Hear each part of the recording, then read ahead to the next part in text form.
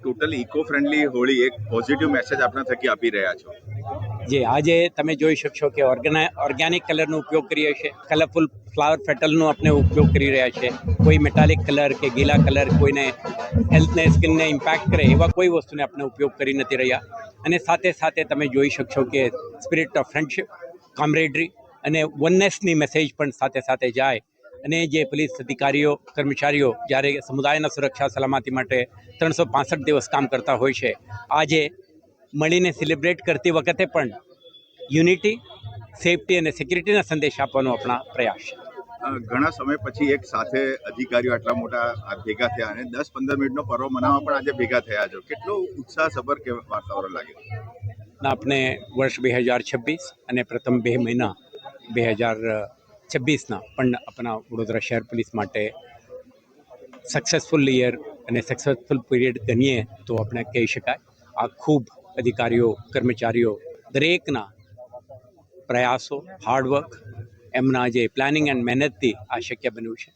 તો આજે એમના હક છે થોડુંક કલાક આપણે સેલિબ્રેશન માટે પણ બહાર કાઢીએ અને રંગથી આપણે આપણા મિત્રોને સાથે અધિકારીઓ સાથે હાથ મિલાવીને સેલિબ્રેટ કરીએ, જેથી કરીને આપણા spirit of oneness and our commitment to society આ બંને રિએટરેટ થાય. Thank you.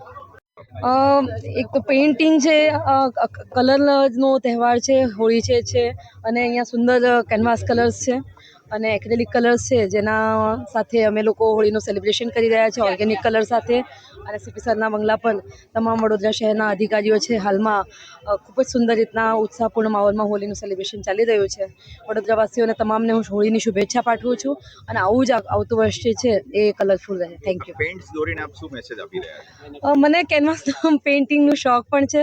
હું કરતી પણ હોઉં છું. અત્યારે તો એક ફાસ્ટ ઉગતા સૂરજનું હું પેઇન્ટિંગ કરી રહી છું. સમાજ માટે, સોસાયટી માટે મહેનત કરતી હોય છે. એક સારા વાતાવરણમાં લોકો આપણા પોતાના જીવન પસાર કરી શકે એની મહેનત કરતી હોય છે અને ખૂબ થાક અને અમુક સમય સ્ટ્રેસ પણ અનુભવ કરતી હોય. તો આ હોલી અને ધૂળેટીના પર્વ એવા છે કે જેમાં બધા એકબીજાના પરિવાર સાથે મળીને આખા વર્ષની જે થાક છે, થકાન છે એને દૂર કરે છે.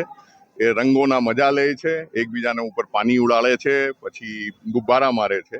એનાથી જે છે એકબીજાની સાથે બહુ મેલ મિલાપથી આગળ આવતા વર્ષમાં પણ કામ કરવાની પ્રેરણા મળે છે અને એટલે આપણે આ પર્વની ઉજવણી ખૂબ શાંતિથી કરીએ છીએ. સાહેબ, ખાસ કરીને તમે ગુલાલથી રમ્યા, કલરથી રમ્યા, પરંતુ ક્યાંક કેમિકલ યુક્ત પણ લોકો યુઝ કરતા હોય છે, એમને શું મેસેજ આપશો? હું આપના માધ્યમથી બહુ સારા પ્રશ્ન છે, એક મેસેજ આપવા માંગુ છું કે આપણે જ્યાં સુધી શક્ય હોય આપણે નેચરલ કલર્સ, ઓર્ગેનિક કલર્સના ઉપયોગ કરવો જોઈએ. આપણે કોઈ પણ પ્રકારના એવા કેમિકલના ઉપયોગ ના કરીએ જેનાથી કોઈની સ્કિન ઉપર કે હેલ્થ ઉપર ખોટા અસર પડે કે એન્વાયરમેન્ટ ઉપર ખોટા અસર પડે. Thank you.